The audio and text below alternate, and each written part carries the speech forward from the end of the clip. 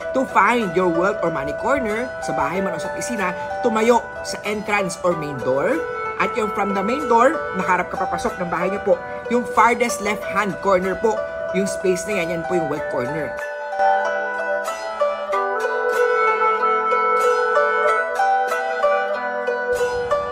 Hi, ako po si Master Hans Kua at narito na naman tayo sa isang real feng shui video mula po sa pinaka-pinagkakatiwalaang feng shui expert ng Philippines. With more than araw-araw naman napakadami ko ng mga kliyenteng natulungan na payaman, magandang buhay, good health nila at magandang samahan ng family members. Again ang feng shui ay sangkap lamang. Walang ibig sabihin na pag nag-feng shui ng bahay niyo po, ang tindahan niyo po, nakaupo lang kayo, umuulan ng pera, walang ganon.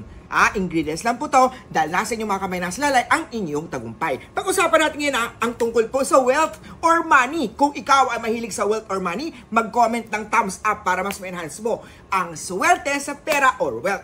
Alam nyo ba, para ma-enhance natin ang wealth or money, kailangan malaman natin ang wealth or money corner ng isang lugar, ng isang bahay. Maraming iba't ibang formula to follow dyan. Isa dyan na tinatawag natin is based sa birthday nyo. I-check ni Master Hans Kua yung astrology chart mo kung saan ang wealth direction mo. So, importante na magpakonsulta kay Master Hans Kua para mabilang ko ang wealth corner, wealth direction. Ano ba yung wealth element mo? Iba't ibang classic element tayo. May wealth, may metal, may water, may fire, may earth, and may wood. Depende pa rin yan sa birth chart mo. Meron tayong mga basic na formula na pwede natin gamitin. Usually, pag mula na sa bahay natin, pag naka-stand tayo sa bahay natin, nasa labas tayo, papasok ng bahay natin, pinaka-left side ng bahay natin, dyan po yung tinatawag natin wealth or money corner. Dali lang po basic lang naman yan, hindi yan applicable sa lahat, pero isa sa mga basic na pwede natin gawin.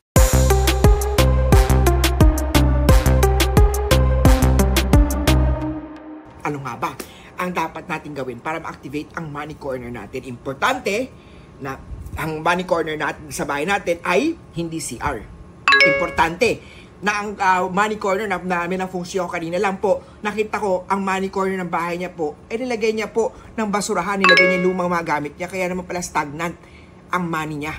Yung CR naman po niya ay nasa money corner, ayan naman po ay lagi nagpa-flash out ang pera, kaya laging nauubos ang pera. O kaya yung money corner naman niya po ay dilapidated, may mga tumutulo from bubong, o sira-sira ring side na yon. Kaya naman pala yung money flow niya po ay talagang umiiyak din. Importante na ang money corner natin ay dapat malinis at maayos. Paano ba dapat malinis, no? Dapat huwag gagawin yung active yan. Gawin nyo pong yung lugar niyan maayos, kaayaya, bagong pintura, bagong lamesa. Magandang maglagay sa money corner ng tinatawag natin yung money box natin o yung vault natin. Sa money corner, pwede rin tayo maglagay ng mga tinatawag natin citrine. Alam nyo ba, citrine, ang dami ko mga citrine na crystals. Dito sa Lucky Charm Store ko po, ang citrine is very powerful to attract, to suck in, to tawag, do not attract ng money. Pwede malagyan ng amethyst din yan. Citrine, amethyst, and citrine po yun. Pwede ilagay yan sa wealth corner nyo po, sa wealth box nyo po, para ma-enhance mo yung money direction. Pwede maglagay ng mga Lucky Charm. So, wealth corner, ano ba mga Lucky Charm na pwede ilagay dyan? Siyempre, yung money frog, wealth inviting cat, money tree, money bar, wealth god. Ang dami kong mga lucky charm, piyaw, money catcher, o tinatawag natin yung mga yung pinya o yung pineapple. Marami tayong mga ganyan na pwedeng i-display, ilagay sa wealth corner nyo po para makasak in siya ng swerte, ng pera sa inyo. Alam nyo ba ang pag-activate ng wealth corner ay isang mahalagang step para ma-enhance natin ang income sa bahay man or sa tindahan. May isang kwento ko dito Isang kwento ko dito is isang bahay na pinunsyo ni Master Hans Kua sa Hong Kong. Yung Hong Kong na bahay na pinunsyo ni Master Hans Kua, na-check ko, based sa chart ng owner, ang wealth corner niya ay CR banyo. Kaya naman pala yung bahay na yon, dating mayaman sila, unti-unting nag-flash out na ubos ang pera. So, ang ginawa ko, sinirecommend ko na papatakpan yung CR niyon, huwag gamitin yung CR niyon, lagyan na lang ng vault nila.